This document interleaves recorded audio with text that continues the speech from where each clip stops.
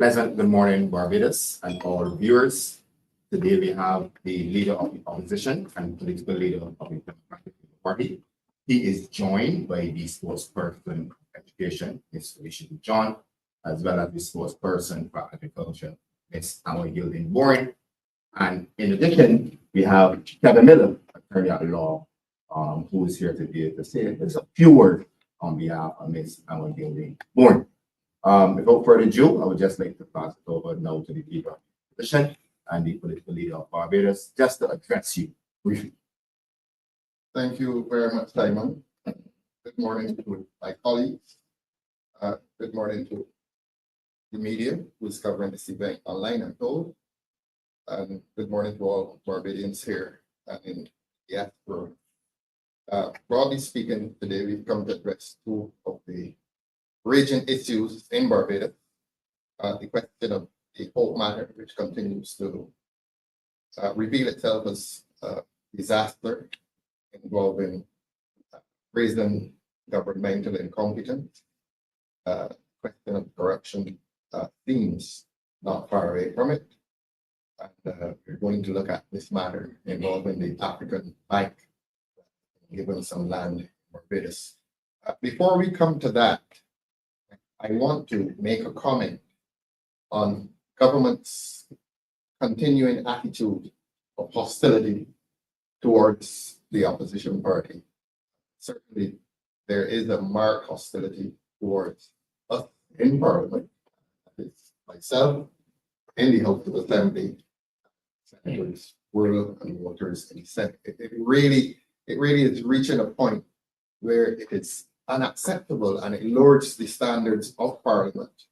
On Friday, for example, I think it was Thursday last week, when the budget debate ended, government came to Parliament, and I'm going to use the words, to sneak this resolution involving the African Bank into Parliament late in the night so that Barbadians would not take notice. I want to say that I missed their contributions to the budgetary debate because it was personal and it was hostile. A lot of nasty things were being said, and that continued. I don't think they expected me to attend Parliament on the night that the resolution for the African Bank was being debated. And in fact, the Minister of Housing was making the speech. And during his speech, he attacked me several times, personal attacks. Things that I like black people and I'm not proud of my origins. I laughed hysterically through much of it because of his manner. I've never seen such amusing desperation. Of course, he was anticipating that I would oppose it, which is unusual. You bring a resolution to Parliament. You want to speak confidently to the virtues of that resolution, but spend much of this time anticipating that I would oppose it. And while anticipating that I would oppose it, those vicious personal attacks. So that we in the Democratic Labour Party want to register our opposition to the government's general behavior of hostility. And I go further than hostility, and I want to say that government is displaying a violence towards the opposition, right? Towards the right of the opposition to speak in Parliament, towards the right of the opposition to represent the interests of the people of Barbados, because government's position on anything is not the final thing. There is an opposition under the Westminster system of government that's acknowledged, and the opposition has the duty or responsibility to speak in opposition to the government constructively. This government is displaying a marked hostility towards the opposition, and we want to let the public know that it's something that we have noticed and rejected, resented. And I want to go as far as to say that I am now concerned that government's hostility may constitute itself as violence, really verbal violence. I also don't mind saying that we are aware of certain liaisons that this government has, and the time has come to say it. the videos of it. There's the parliamentary attendance in 2018. And it is known that this government has liaisons which are not making the people of this country comfortable. I am saying that this is a hostile government and that this is a government that displays itself as being capable of that kind of psychological violence being waged against Barbadians. And again, it manifested itself in Parliament during the debate on the budget when a vicious attack was launched by the Minister of Agriculture against our spokesperson of agriculture. Mrs. Amoy Building Board, and I have never seen anything like that. I saw the recording of it because I was not there. I saw the recording of it. And again, I want the government to know that we in this party, every person in this party stands in solidarity with this young lady who has been chosen by this party as the candidate for Christchurch East. And she will not be chased off the premises of Christchurch East. She will not be chased off the premises of the Democratic Labour Party. She will not be chased off the premises of Barbados. We stand in solidarity with you, Mrs. Gilden Board. So we register for opposition to what the gentleman did during the estimates debate, which immediately preceded the budget debate in which he launched that vicious attack against Mrs. Gilden Board. He also, at the time of the estimates debate, confronted the Commissioner of Police. And at the time before, that is something that is constitutionally and legally improper. You do not bring a Commissioner of Police to the Parliament to be questioned by any minister, including the Prime Minister.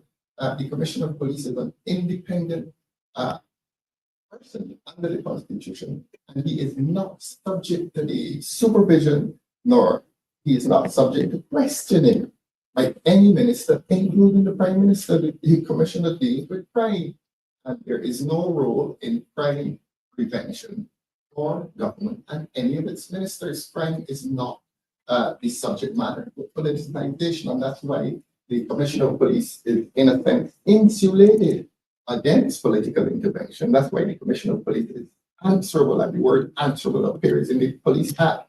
The Commissioner of Police is answerable to the head of state in his superintendence. And the reason for that is that he must be insulated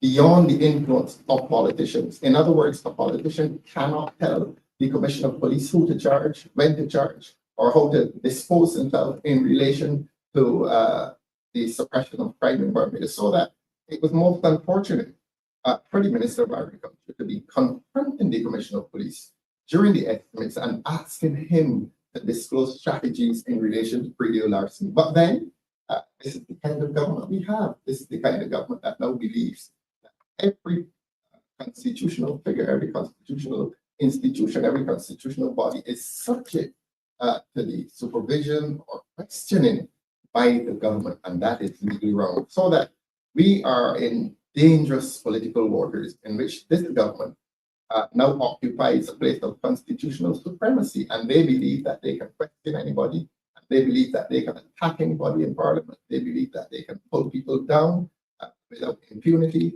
That's how this government is disposing itself. And as I say, we have noted the hostility, but more than the hostility, we have noticed a trend of psychological violence. I want to say to Barbadians that propaganda, and I've said this before and I'm going to say it again, propaganda is a form of psychological violence.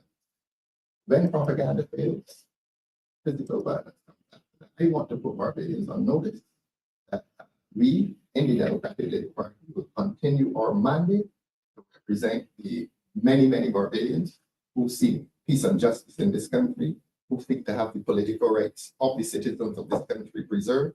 And we will continue to fight the Barbados Labour Party in its effort, and not only its effort, in its habit of trespassing on the rights and freedoms and entitlements of Barbadians. So having said that, I would ask that Mrs. Gildenborn not defend herself here again. There's nothing to defend again.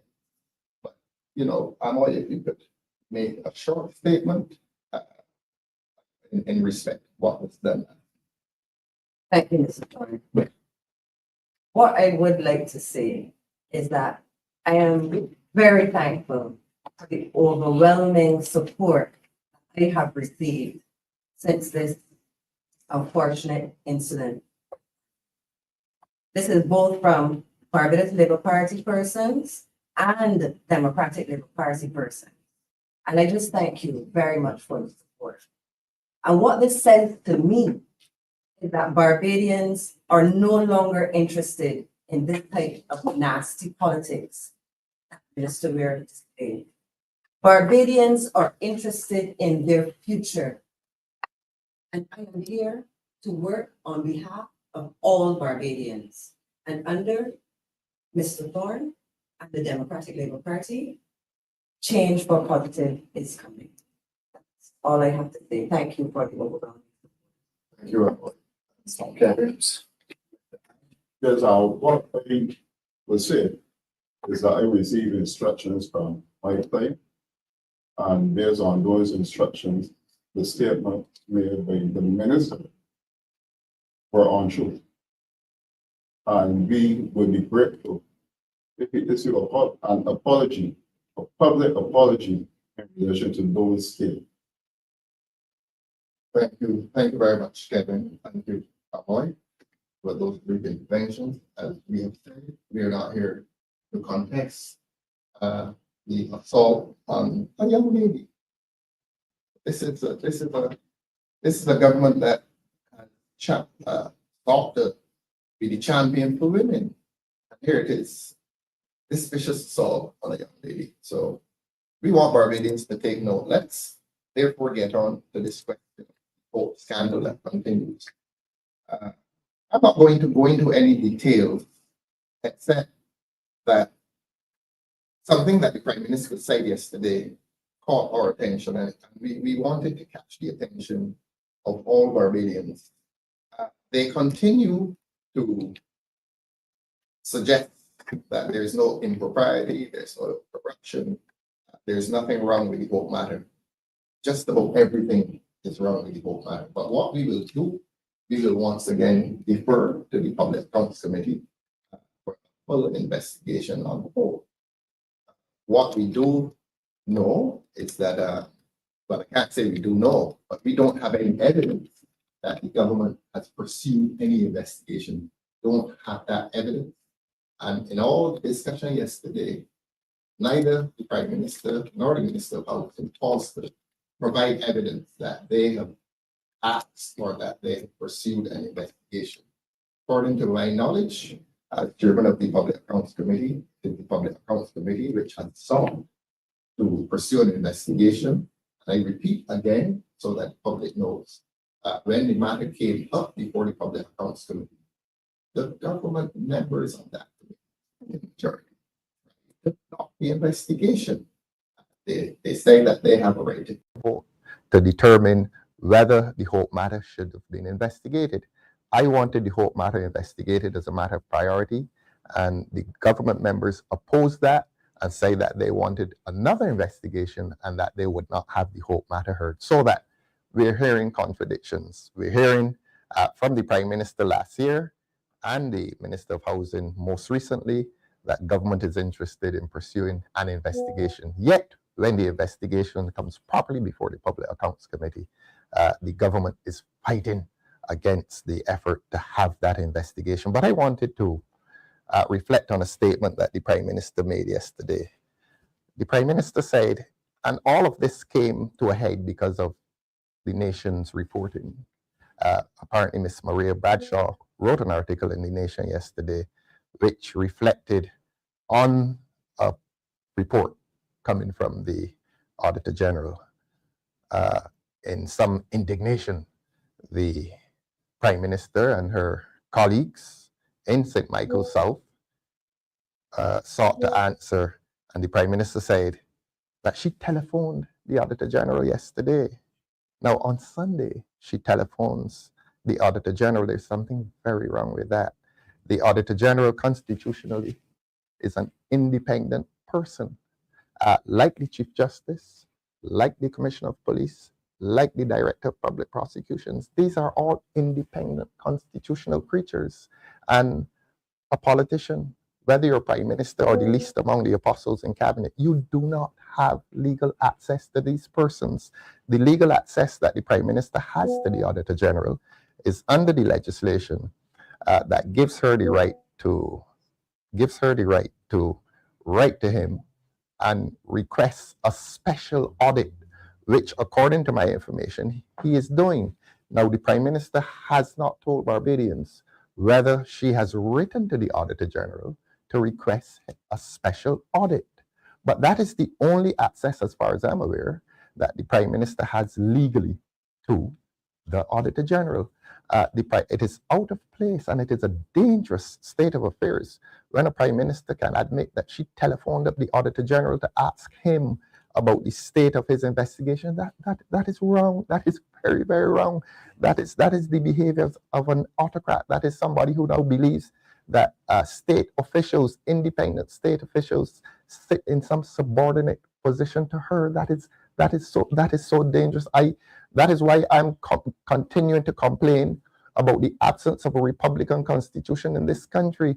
That is why I continue to complain that although we have gone Republic, we've gone Republic only insofar as making the head of state a position belonging to a Barbadian. It is only to that extent, and I call it presidentialist amendment. We have turned the Governor General into a president, and we have said that the president is the head of state. So to that extent, we are a republic, except that we have a Westminster Constitution. So that is the great constitutional dilemma that this country faces. And facing that constitutional dilemma, it means that the Prime Minister now seems to be taking advantage of this dilemma, of this state of affairs, in which, as I've said before, constitutionally, we appear to be in no man's land. We are a republic. Yes, we are a republic, but we are functioning with the Westminster Constitution. So that is a very basic contradiction in which this country is existing. They said last week that we're the world's newest republic. We are also the world's most embarrassing republic, because we are the only republic that has a Westminster Constitution. And I repeat that the Prime Minister seems to be taking advantage of that situation, so that in telephoning up the Auditor General, that is a very dangerous state of affairs. The news report quotes her as having said to him, as having asked him, "Did you submit a report? Is the report complete?" That is improper. That is grievously improper. He is not her employee. He is not her subject. He is not her subordinate. She does not sit in any supervisory capacity over the Auditor General. The Auditor General, by law, reports to the Public Accounts Committee. That is the committee chaired by the Office of the Leader of the Opposition. In fact, at meetings of the Public Accounts Committee, the Auditor General sits in obviously for the purpose of confirming his report, clarifying his report, but he sits with us. When we sit as a Public Accounts Committee, he is there with us. And so the Prime Minister is out of place. The Prime Minister certainly is not a member of the Public Accounts Committee, but as I have said, if the Prime Minister wants a special audit, the law empowers her to write to the Auditor General and ask for that special audit. There are three bodies that may request a special audit from the Auditor General. The Parliament may do it by special resolution. I may do it as Leader of the Opposition. The Prime Minister may do it. Let the Prime Minister say to Barbadians whether she has requested a special audit from the Auditor General. Because last year, during her wrap-up on the budget debate, she said that she was interested in pursuing an investigation. The public is now entitled to ask whether the Prime Minister has requested that special audit. If she has requested it, I would have thought that yesterday was the perfect and opportune time for her to say, look, I wrote to the gentleman and asked him for a special audit. No, she does not say that. What she says is that she telephoned him to interrogate him, and he is beyond interrogation by the Prime Minister. But that is akin to what Mr. Weir did during the estimates debates, that he felt that he could interrogate, charge at the Commissioner of Police. So this government has a general attitude of hostility towards constitutional institutions in this country. Let me repeat that they're constitutional bodies, they're constitutional figures, they are institutions that are beyond the reach, they're beyond the interrogation of the Prime Minister. By the doctrine of separation of powers, the Prime Minister has no access to this Chief Justice nor any of the judges of the court. The DPP, the same thing. The DPP's function is that of prosecuting people in courts. The Prime Minister ought to have no access to the DPP. And apart from her right or power to request a special audit from the Auditor General, she has no access to that Auditor General. And to actually admit that on Sunday you telephoned the man to interrogate him, that is a dangerous state of affairs. It smacks of autocracy, or in Arthur used the word despot. And that is the behavior of a despot. And we want to tell the people of Barbados that we are now in very dangerous times. We are now in very dangerous times when a Prime Minister believes that her powers are unlimited. There's something called the rule of law. And the rule of law seeks to remind all of us that no one is above the law. And the rule of law seeks to limit the powers of officials of state. Every official of state, including the Prime Minister, has limited powers. The body that is supreme, or the document that is supreme in this country, is the Constitution. No one has powers over and above the Constitution. I repeat, therefore, that it is unconstitutional, it is impropriety for the Prime Minister to be intervening and trespassing on the premises of the Auditor General. He is not her employee. He is not subject to her dictate. He is not there to be interrogated, whether on a Sunday afternoon or Wednesday morning, by the Prime Minister. That is wrong. It is a very strange admission that she made.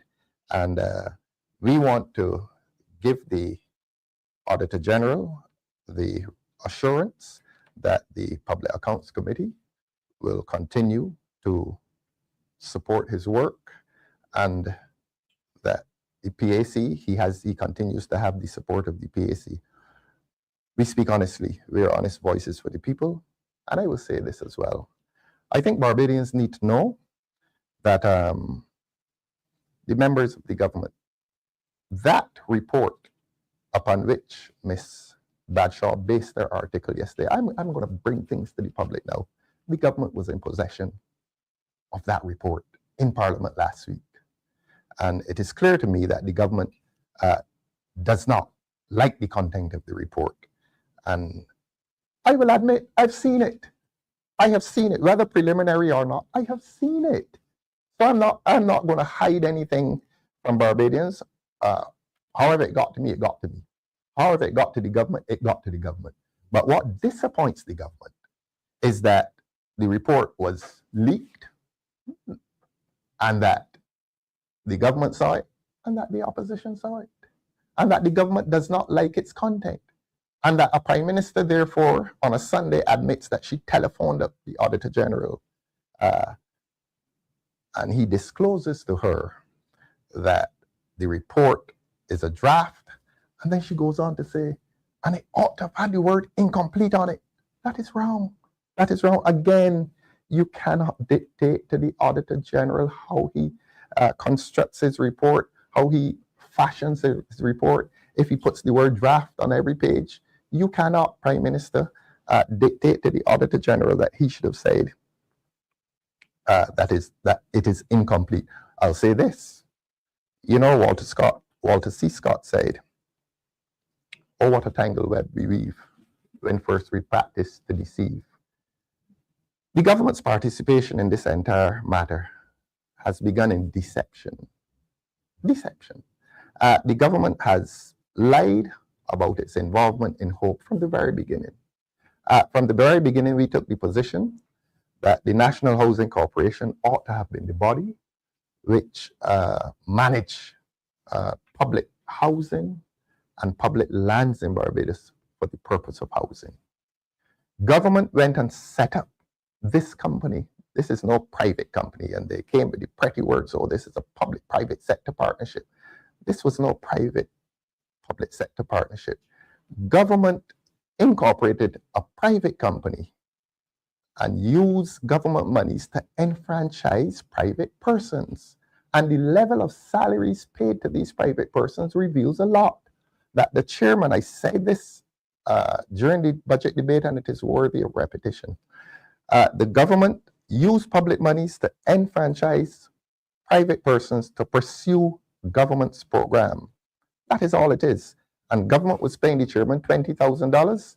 And when, for one reason or another, that chairman left, they employed the present chairman, who I know he's not Barbadian, and paid him $30,000. Now, if government can satisfy the Democratic Labour Party or the people of Barbados that there is some official in National Housing Corporation who is paid $20,000 a month, and worse, $30,000 a month. If they can prove that to us, well, we will accept it. But Barbadians must not accept that government has used public monies to enfranchise private persons and to pay private persons extremely high salaries. I say to people all the time, when I was a young lawyer, I participated in the West Terrace transfer of titles. And it was done simply. The government vested the lands in the National Housing Corporation. The National Housing Corporation conveyed, transferred each lot to each house owner. And then there was a separate document which, by which the landowner agreed with the builder to have his house built. And it was a very smooth transaction. I don't think West Terrace was problematic. And this was a fine precedent. I believe it had been done before. I believe it has been done since. But it was all done with public monies, with public participation, and with public officials. Hope is different. Hope is using public monies, but yet enfranchising and generously enfranchising private persons. And the project has been one disaster. I mean, you have a minister of housing admitting yesterday that the one in St. John, the pool, that they did pool this. He admits that he started to put houses on lands that did not have title. Now, that is so basic. As children, we grew up here, you don't put wall house on rented land. I mean, and we have a minister of government admitting that that basic rule has been breached. I mean, there is no evidence of greater incompetence and ignorance than what was admitted to yesterday. And these are people sitting at the highest level of government. And these are people who are so arrogant that they believe that they can come to Barbadians and say these kinds of things and that there will be no sanction. Now, people have been asking me, why don't I ask for the Minister of Housing to be fired? I'm not asking for any Minister of Housing to be fired. You see, this thing about asking for ministers to be fired, that's a very interesting way of giving legitimacy to the person who will fire them. And I don't intend to do that because I don't think that the Prime Minister has any moral authority to fire any minister. The Prime Minister is equally at fault for the wrongdoing that is occurring in this government, for the incompetence, all that is going wrong. The Prime Minister sits at the apex of it. We had a situation with Miss McConney. Miss McConney was a disaster in education. And Miss McConney came boldly to the people of Barbados and said, I'm not going anywhere. Obviously, there's a, let me use the word harmonious relationship. There's a harmonious relationship between Miss McConney and the Prime Minister.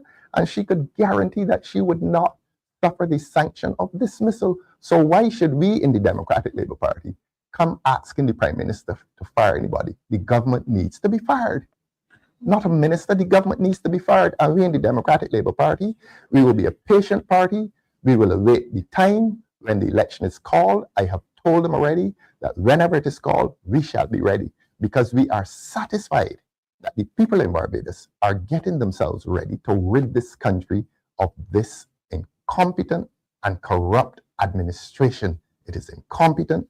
We have listed 30 projects that this government has started and it has not finished. The ID cards, the constitution, local government, everything that this common entrance exam, everything that this government has touched, it has failed to complete. So I'm not asking, we're not asking for any minister to be fired. All need to go, from the Minister of Housing back to the Prime Minister. But that time will come. Let us come to this issue with Afrexim Bank. Now, as I said, they tried to sneak it into Parliament late a night last week after the budget debate. And it was assumed that when the budget debate finished, Barbadians would have been tired and they would have heard that there's this resolution, this dubious resolution or vague resolution before the Parliament, and nobody would have paid attention. I paid attention. And while I did not wish to be present to hear the personal assaults, including the assault on Amoy and on myself and other members of the Democratic Labour Party, that is what Parliament has reduced to. Parliament has reduced itself to a place of vicious personal assault. Childish behavior, really childish behavior. In fact, I will say this, after the debate, when I got up, I couldn't take it anymore. That's not how we were brought up. That's not how we were brought up. We were not brought up here in any public institution, the members of that institution being made subject to vicious and nasty personal assault.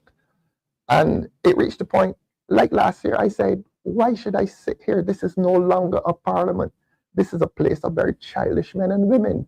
And I'll tell you this, during one of these speeches, which involved the personal assault again, vicious, really vicious personal assault, when I was walking out, one said, oh, you can't take your lashes. No, I use the word childish, puerile. We all know 1 Corinthians 13:11. When I was a child, spoke as a child, I thought of a child. As a child, I reasoned as a child. When I became a man, I threw off childish things. It seems to me that the government is most unfamiliar with 1 Corinthians 13:11, and I want them to become familiar with that, because I'm hearing on radio, I'm seeing it on social media, that the people in Barbados are embarrassed by the quality of debate that is passing in that place. The snide remarks, oh, okay, fine, you will joke from time to time. Sometimes the jokes are funny, but the snide remarks and the sarcasm and the general nastiness. Look, I spoke for a long time last week, and I don't apologize for that, because I wanted to cover every ministry. I want to tell Barbadians now that more than once during my address, a certain member of the government turned to the speaker and in low voice asked the speaker to stop me. And on the first day, the first afternoon of my speech, I was going along, and in frustration, the person who was leading government business in the House told the speaker that he's going to stop this now, so that an effort was made to prevent me from speaking, and to prevent me from speaking as long as I did, because it was my intention to cover every ministry. I'm the leader of the opposition, and nobody's going to select for me which ministries I'm going to speak about. The people in Barbados have a vested interest in knowing what is going on in every ministry. And Wednesday night, I beg your pardon, Tuesday night, there was a premature break to my speech, because the person leading government business at the time got up and basically said that he can't take it anymore. He didn't use those words, but there was a very abrupt adjournment, suspension of the proceedings. Barbadians, I want you all to know this as well. It is my understanding that in the aftermath of what I did last week, and that is to say, highlight every area, every ministry that deals with the people's business, in the aftermath of that, I am reliably informed that the government is having discussions to limit the length of time that I'm permitted to speak. During the time that I spoke, whether it is 10 hours, 11, I did not abuse anybody. I did not subject anyone to personal abuse. I engaged in what I described as legitimate political commentary, and that legitimate political commentary was not of the nature of any personal assault. Of course, I spoke of the relations between some ministers and other ministers, and more importantly, the relationship between some ministers and the Prime Minister, because that is a matter in which the public must be interested. The public must now be interested to know, for example, whether Ms. Marsha Caddo resigned or whether she was fired. The public needs to know that. The public is entitled to have an explanation as to Mr. Prescott's outbursts. The public is entitled to remember that there was contention, argument between Mr. Ryan Strawn and Ms. Santia Bradshaw in relation to road repairs in his constituency.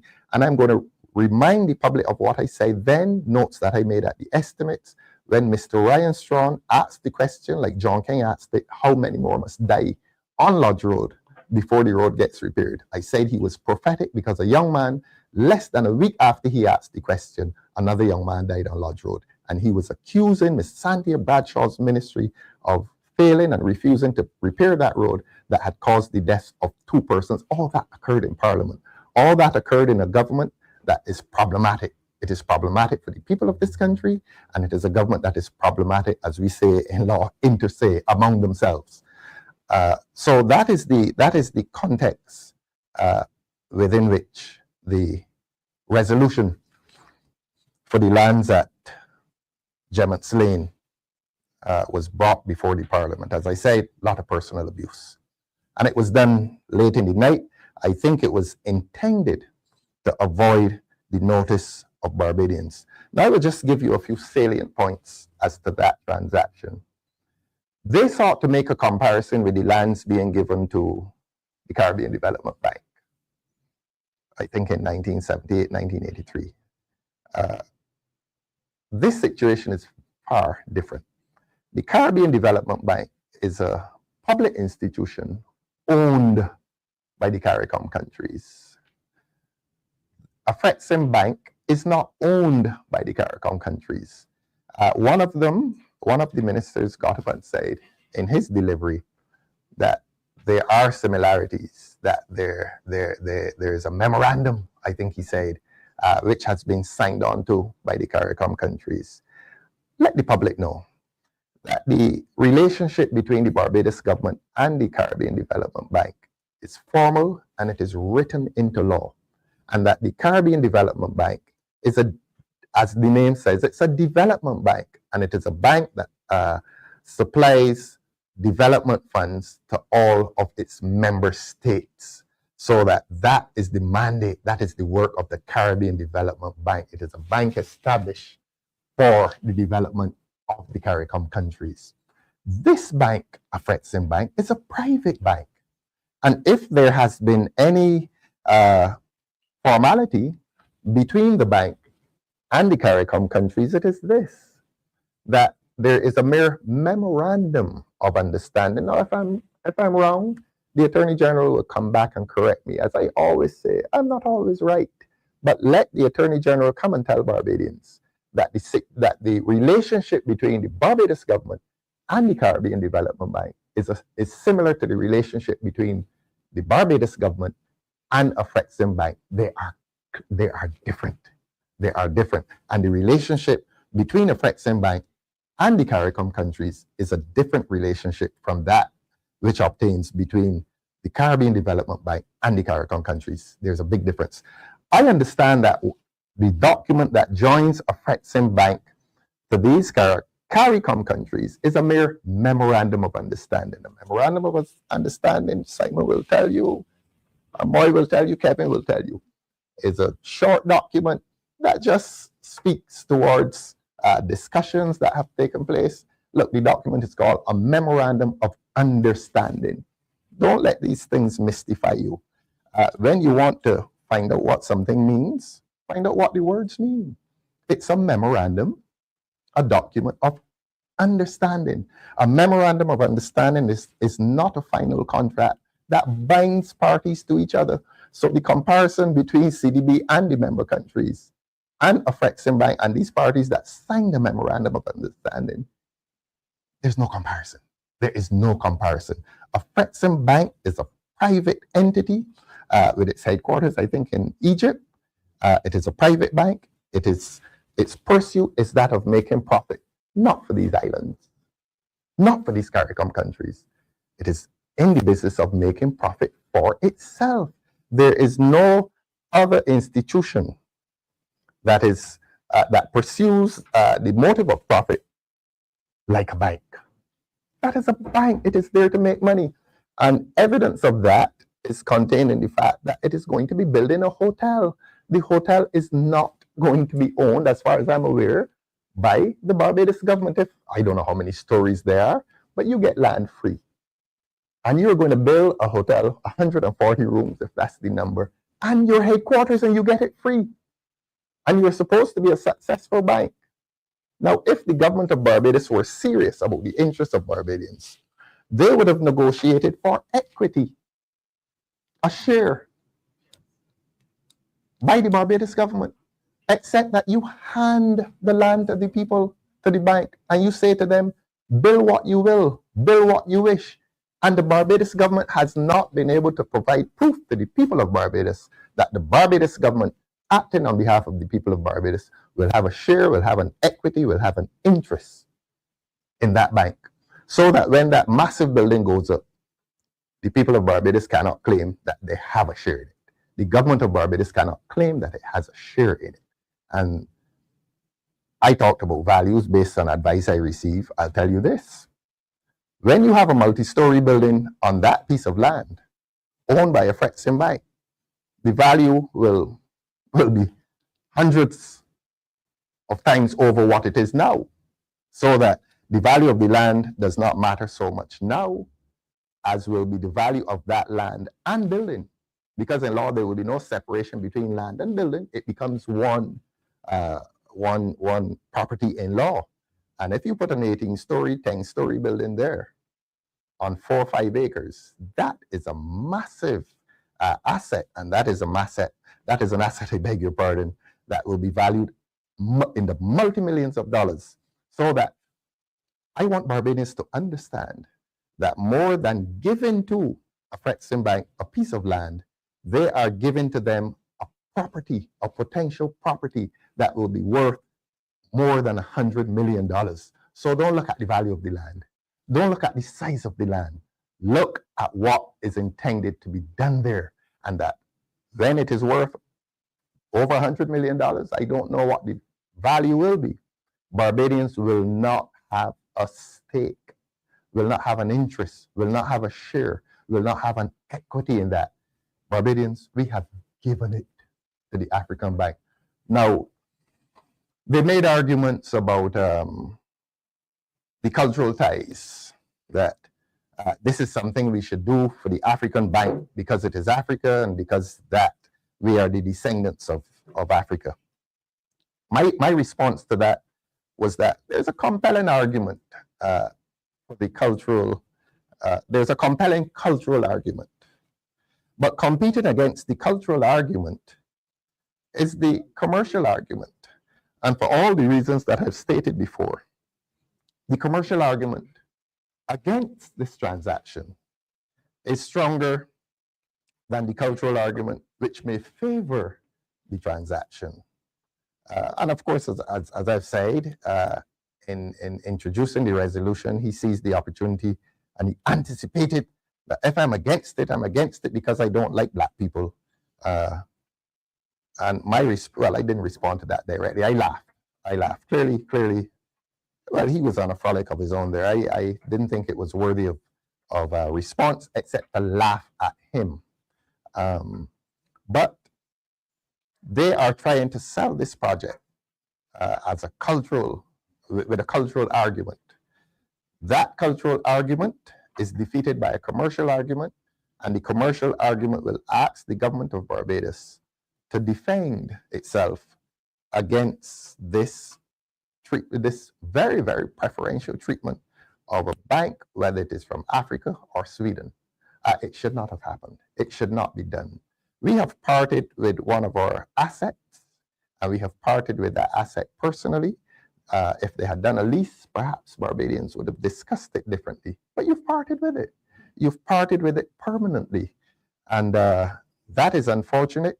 I also argued then the press did not cover my speech in its entirety. So I feel obliged to say a few things, to repeat a few of the salient points that I made then. My position was that if it were a charitable organization, if they were coming to build a hospital or a school or a church. But the compelling one is a hospital.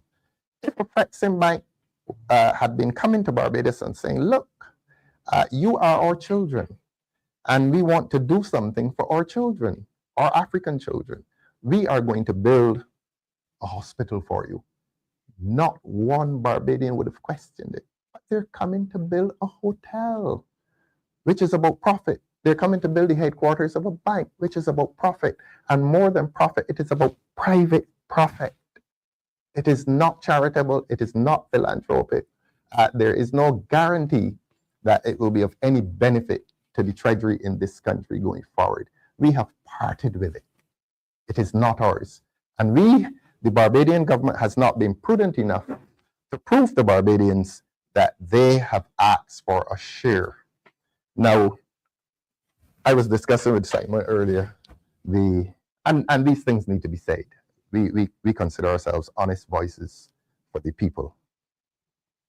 I want to introduce something to Barbadians, because a lot of people are saying to us that the debates in Parliament are not running with any depth, and that's because of the behavior of the government. But I had a discussion a few minutes ago with Simon Clark here, a lawyer, good lawyer, and I was asking Simon to remind me, to refresh my mind as to the kinds of evidence that a court will accept. There are categories of evidence. When a case comes before a court, there are categories of evidence which will satisfy a court that the offense, if it is a criminal court, that the offense was committed. The highest category, I think, is that thing called real evidence. That is to say, if a man has been shot, you produce the gun, and the forensic science will prove that he has been shot with this gun, that the bullet that entered him came from this gun. That is called real evidence. There's another category of evidence, compelling. It's called direct evidence. And the direct evidence, Amoy, you remember these things, right? The direct evidence comes from the witness who saw the man holding the gun, pulling the trigger, and the man dropping dead. So you have real evidence, that's the gun. You have direct evidence, the person who saw the offense being committed. Now, there are several cases in which you may have real evidence. You may have the gun. You may be able to prove that this is the gun that was used in the execution of the man, but you have no direct evidence because the offense took place in a secret place between two persons, and they may tell no tales, as we say. So you have real evidence.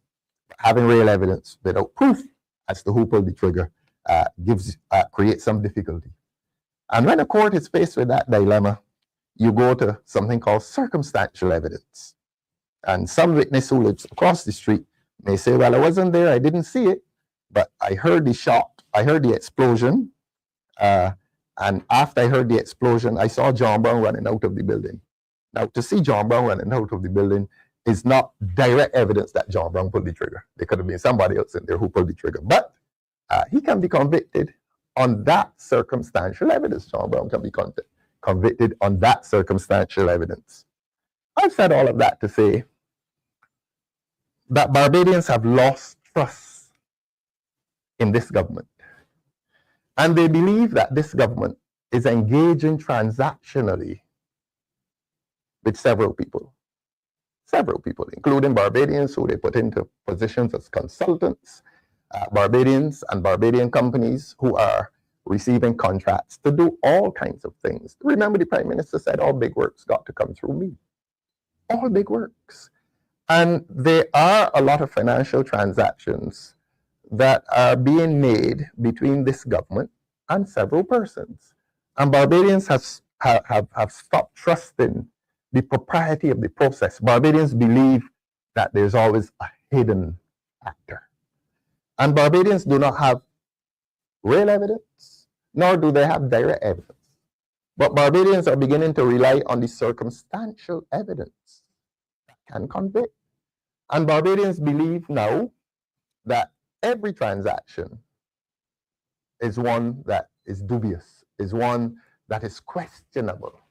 And Barbadians are asking, if you take up 4 or 5 acres of land And if you don't ask, not even for 1 cent, although you spend millions of dollars traveling, and you don't ask for 1 cent, and it is clear that you are not, the Barbados government is not a shareholder, and it is clear that there's no benefit to Barbadians, and Barbadians will then say, but what is the gain to us? Just the building on our landscape? And Barbadians are beginning to ask, but this doesn't make sense. And Barbadians are beginning to say, well, there must be some benefit to someone. I leave it there. That's what Barbadians are beginning to say. And those are the questions that Barbadians are beginning to ask. And that is why the message comes to this government. Barbadians no longer trust you. And we in the Democratic Labour Party have assembled a team of good, young, moralistic, virtuous, and bright people. Mr. Dujon, Mr. Clark, Mrs. Amoy Gildenborn, Mr. Kevin Miller is here. The others behind us here. Melissa, you're present still? Right. We have assembled and are continuing to assemble a virtuous, moralistic, and worthy team. We're not perfect. We're not paragons of virtue. At the end of my budget reply, I advanced several proposals that this party intends, if it should be God's will, that we occupy government in the future, which will be for the consideration of Barbadians. We are showing a readiness. We are showing a readiness to replace a government that is incompetent by yesterday's admission, a government that does not understand its constitutional power, a government that does not understand that it does not sit in supervision over officials of state, a government that has failed miserably to reduce the cost of living. The cost of living is pauperizing a lot of Barbadians. And every day you walk, you hear people talk about their own suffering.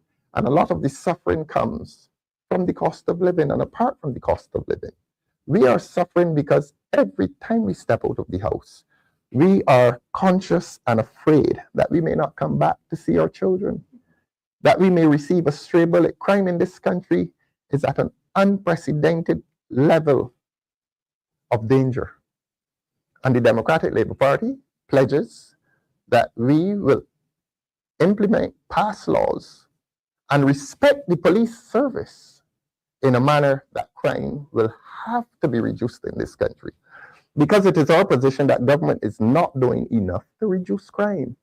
It is our position that government is making criminal activity acceptable.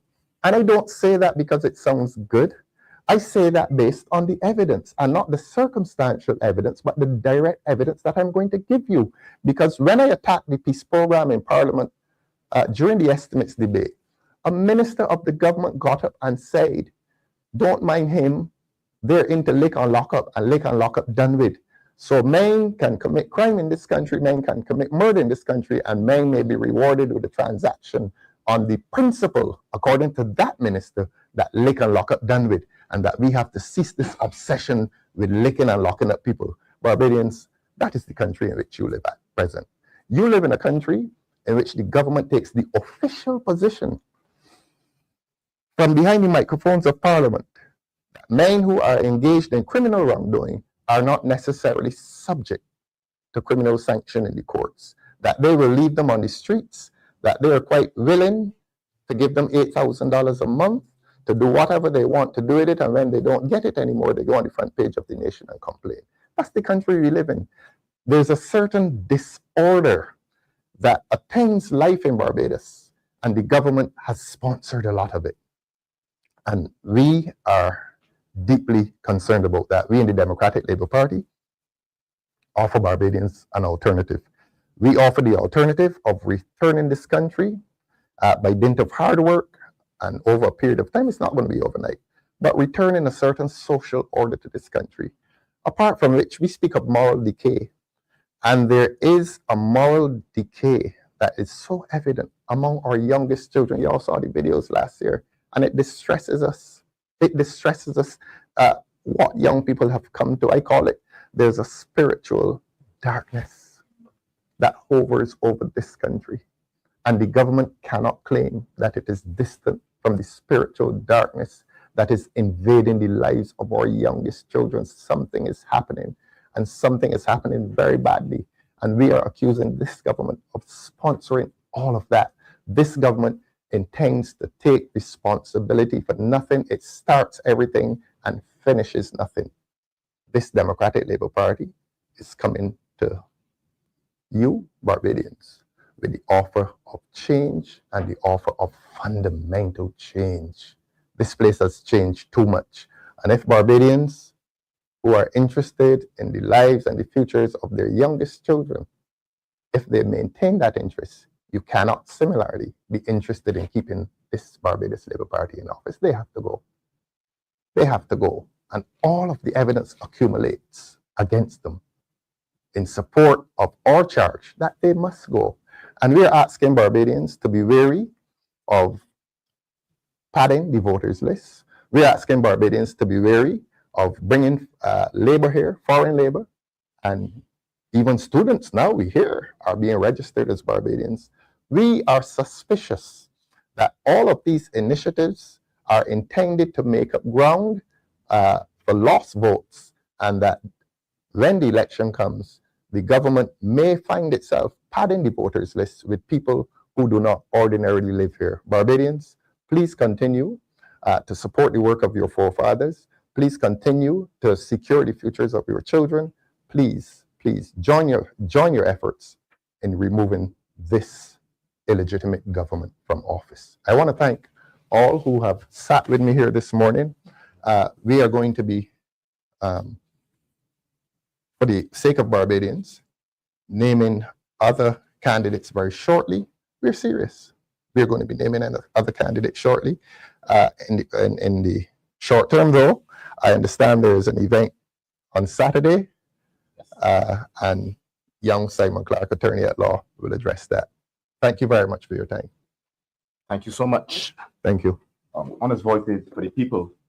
I want to say thanks to the leader of the opposition and political leader, Mr. Ralph Thorne, for addressing some great concerns of the Barbadian citizens this morning. I want to say thank you. I want to say thank you to the other panel, Ms. Amoy Gilden Boring. Thank you, Mr. Kevin Miller, and thanks, Ms. Felicia John. On Saturday, the 22nd of March, there will be a march from Folkestone to the Hotel Center. Love Barbados March. I'm asking and begging all citizens concerned, as well as all community members, to come out and join this march. It is for a cause. Please to come out. At this time, I will open the floor to any questions and answers for the panel. I have a question here. It's about the Accusations exit map. I'm wondering if you're aware of any concessions that this bank might be receiving, whether it is, tax holidays or any concessions to the staff, like tax-free salaries or anything of that sort. Are you aware of anything? I'm not aware of them, but if it is a hotel, it will attract the usual concessions that pertain to the industry. We went to Parliament a few months ago, and the government amended the legislation in relation to villas. There are concessions given when you're building hotel domains, when you're constructing, when you are furnishing, and when now they amended it, when you are renovating. So the government's attitude towards the hotel industry is one of generosity.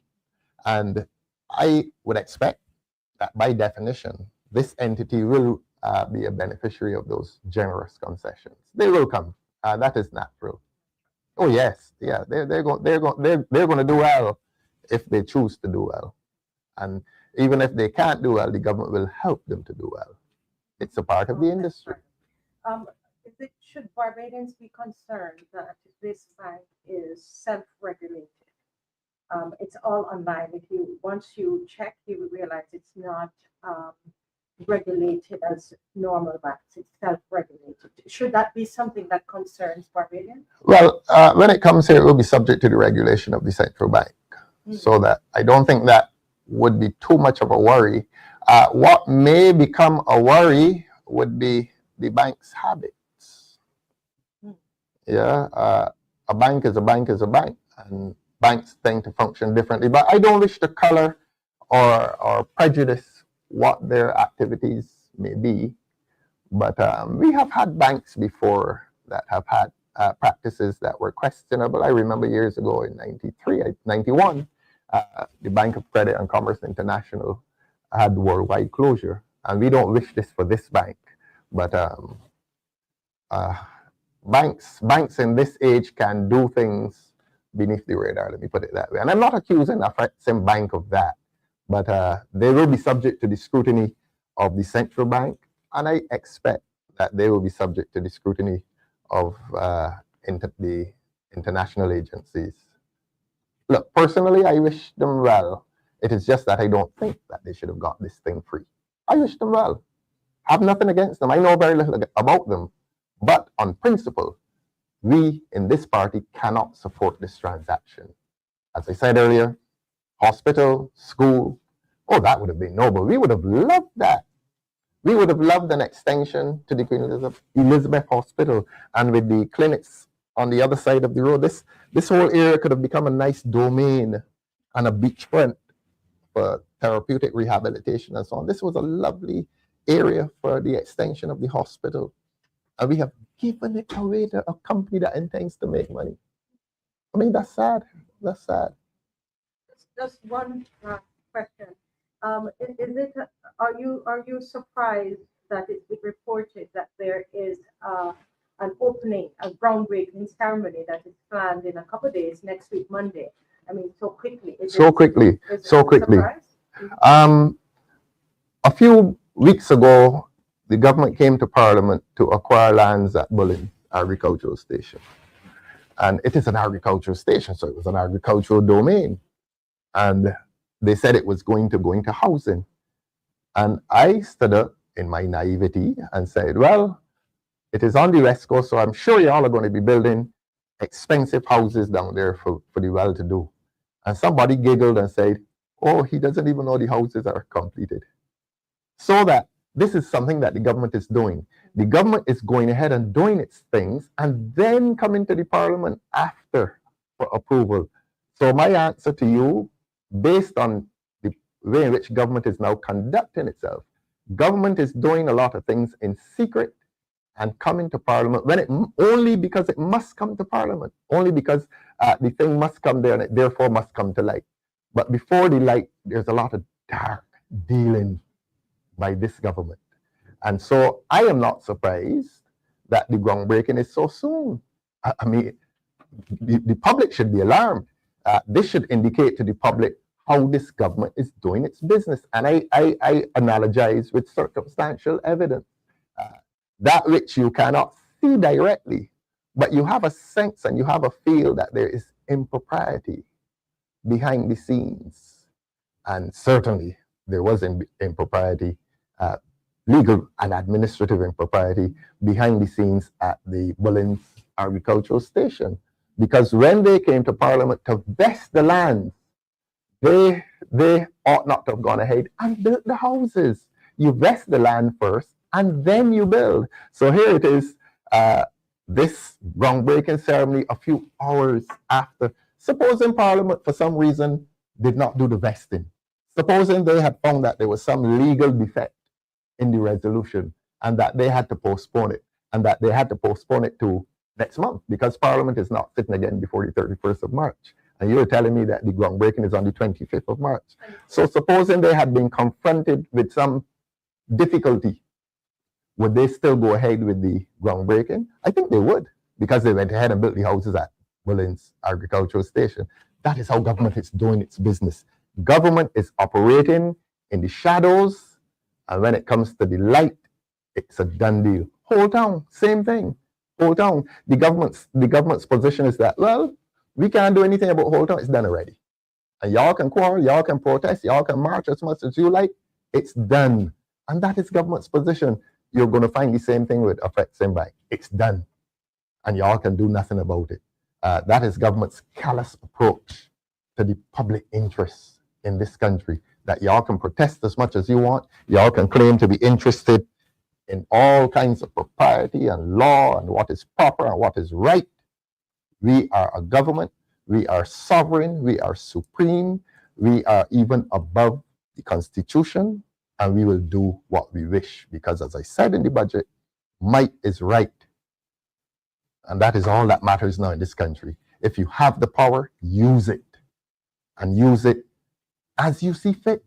And they can complain. Use it and abuse it. Yes, use it and abuse it, because at the end of the day, it is justified by what you have, power, by might. Yeah? And that's the approach of this government. Power justifies everything that they do. And as long as they've done it, you cannot question it because they have the power. We're living in dangerous times, constitutionally, politically, and morally. We're in very, very dangerous times. And I want to wish you well with the march. I'm going to be asking all of the spokespersons, all of the members who are able of the Democratic Labour Party to support the march on Saturday, because somebody has to take a stand. It is not a question now of winning nor losing the battle, because government has told us that we can't win it because they've done it already. But we will win it morally. We're going to win the battle morally, because there's a time coming when people will have a chance to register their rejection of all that this government has done. That is perhaps the one guarantee we have. Unless they plan to steal the election, the one guarantee we have is that the citizens of this country will have the opportunity to change this government. Yeah. Yes. Thorne, Yes, please. two quick issues. One is impression is given that Affects them by. is the African bank connections with diaspora. I have researched Jamaica and Trinidad to figure out press concerns Really? about African bank. Mm-hmm. Do you know its origin? Does it have a little bit more where it come from, or no, it's in the wrong? I understand the head office is in Egypt, and I understand that it operates in a few of the African countries, a few, not all, not all. But let us undertake on behalf of the people of Barbados to do what the government of Barbados has not done. Let us undertake to do our own investigations as to the credibility and the worth of this bank. Let us undertake to do Second that. issue is after your presentation, when I don't think anyone could criticize the volume and quality. Thank you very Volume much. represented the amount of things you had to cover. Mhm. As a sole member of the opposition. Yes, in there. Normally you have 5 or 6 other members to cover Yes, different heads. yes. You have to cover everything. Yes. So I don't think anybody can question the quantity or the quality. Thank you very much. But after you finish, there was an effort to explain away. Yes. Give me the vote and watch. I watch me. Yeah. Could you put that into context for us, please? You mean to give me the vote and watch me? No, you made up the thing about it was one statement that we did not understand at the time. Yes. Yes. Several ministers got up Yes. and said that you took it out of context. Yes. Yes. You put it in Yes. context. Yes. The word is hubris. Thank you. An overweening arrogance that the Prime Minister was saying at the time, I am the person that will be responsible for the future of this country, and that the party did not matter, the cabinet did not matter, the parliament did not matter, the cabinet did not matter, her colleagues did not matter. Give me. And that was a preparation of this country for despotism that Oinatha talked about. And that was further bolstered when she said in the St. George by-election, all big works got to come through me. So she was preparing the country for what is happening now, that nothing will happen unless she sits at the apex of it. And that and again, that helps us to understand why she said to the country yesterday, I call the Auditor General. When she does not have that authority, the man is eating his rice and peas on a Sunday, and she's calling him. You know, the Prime Minister does not have legal nor constitutional access to certain public figures and certain public institutions. As I've said, the judiciary is beyond her, the Commissioner of Police beyond her, the Director of Public Prosecutions is beyond her. But she feels. So when you say, give me the vote and watch me rampage across the institutions of this country, I can do as I like because you've given me the vote. And what makes it worse? You gave her all You gave her 30, Yeah. and then you did it a second time, and God decided he had to have a hand in it. Me? This little fella here. This little fella here. Yeah. So that is a preparation for despotism. And it didn't come from me. It didn't come from any of us. Oinafa led the Barbados Labour Party government for 14 years and left and called her despot. Who are we? He knows. He knows. Yeah, he knows. But that statement is rooted in what I call hubris, a kind of arrogance.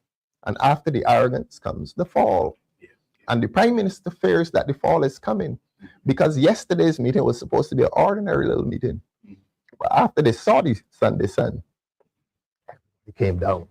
Everybody came down. Summoned to defend the indefensible. Yeah. This country is on a dangerous trajectory, and we are powerless to do anything about it. And we have to sit and wait until the people intervene. And the people will intervene only if it is God's will. And we pray for God's will. That's it. Thank you, Honorable Leader of the Opposition. Before we conclude, I just want to ask the spokesperson for Education, Ms. Felicia Dujon, if she has anything to add. Yes, thank you very much. And I wish to thank the opposition leader for the intervention on education, well, which is a ministry that has not been deleted in the last few years. And it's very concerning that we're still in a state of confusion. Now we have two separate ministries, and we're hoping at some point the minister responsible for education transformation will give us some update as to what is happening within that ministry. In particular, we have very much concerns as to how it will be structured. We also want to know, I believe in 2023, the Prime Minister stated that 2 new secondary schools would have been built in that same Vermont Plain environment. And we are still hoping that this vision is still there, because we are hoping that with new additional secondary school would be a plus. And I do agree, we should have had perhaps a hospital or secondary school be placed there. Correct. But we have to be very mindful that the Prime Minister did inform us and did promise us that in 2023 that 2 new secondary schools would have been built in that same location. So what are we saying at this point? Is the bank and the hotel and all of the other things more important than the education of our children? Correct. Or are we going to relocate those 2 new planned schools in different locations? And perhaps we need some information and update on that. We need full disclosure on those matters, because I believe it's important that parents, every average parent right now, is concerned. We have been in a mass confusion for a while with education transformation. And I believe it's prudent at this point that the minister responsible provide that kind of information so that parents have at least developed some level of trust for you, sir, because we haven't been able to trust those we've had before. And so we're hoping that you can do something on behalf of the persons and do the intervention that is required. We recognize the estimates. There's over $8 million allocated for educational transformation. And we're hoping that that kind of information, that sense of transparency is shared with everyone. And of course, I wish to share that the Democratic Labour Party supports our spokesperson on agriculture. It is important that the minister responsible for agriculture at this moment understand that the Democratic Labour Party has very strong women. Yes. Yes. Very strong women. Yes. And we're not intimidated, whether in Correct. Parliament or outside Parliament, Correct. by your very weak form of intimidation. Yes. And Yes. sir, it would be more prudent to focus on the agricultural sector, which is suffering at this Badly. moment, Correct. Correct. than to attack another young female politician that is advocating on behalf of persons. A wife You may and a have mother. seen- And a wife, mother, and a colleague, Correct. and a past student of mine. I'm very Really? sensitive by my students. All right. I would hope that you have been watching her work. She has been in the community, sharing fruit trees with members of the community. What have you been doing, sir? Correct. We need to know about the milk. Correct. I went to the supermarket and I saw different milk on the shelves from Guyana. We need to know about the black belly sheep. Where are they? They. But you wish to attack And this is what we call gender violence, Correct. gender-based violence Correct. that happens in politics. And we're All not the going time. to tolerate it, sir. Well As said. an advocate for women and an advocate for all members of our party, you touch one, you touch all, sir. Well said. Well said. So please focus on agriculture and try not to attack any members of our party that wishes to speak on behalf of the people. Thank you very much. Thank you.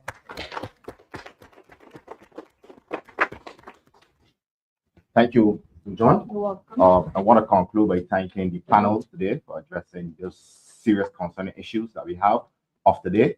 I want to thank everyone for joining us in person and online. I just want to finish off by saying honest voices for the people. Well said.